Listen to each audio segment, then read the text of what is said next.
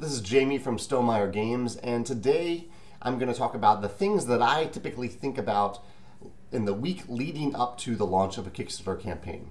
So usually at this point I've spent 1 to 2 months creating and honing the project page.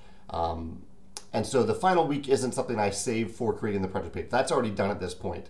But usually at the beginning of this week, I send it out to people who have volunteered their time for Stonemaier Games. I call them Stonemaier ambassadors. You can send it out as broadly as you want. You can send it out to friends, family. You can post it on Facebook groups to get that final feedback to make sure the project page is as clear and finished as it can possibly be. So that's something you might want to do at the beginning of the week and something that I typically do. I usually spend some time that week working on the FAQ, the frequently asked questions. Even though you haven't been asked any questions yet about your project because it hasn't launched, you can guess some of the things that people are going to want to ask. And on Kickstarter in particular, that FAQ is located right at the top of the project page. So it is something that backers will refer to. You can't create this element of your project page in advance, but you can write the answers and be ready to post them as the FAQ as soon as you launch.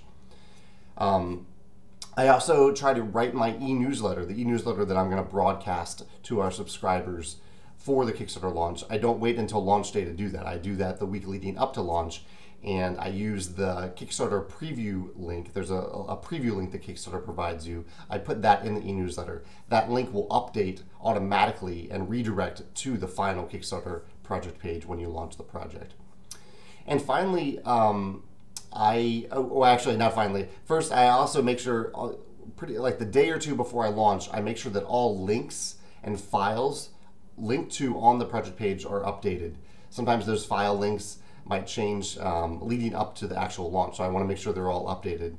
And last, a day or two before I launch, I send out a link to the project page one more time to just a few trusted people to do one final review, and I focus them on the elements of the project page that you cannot change after you launch.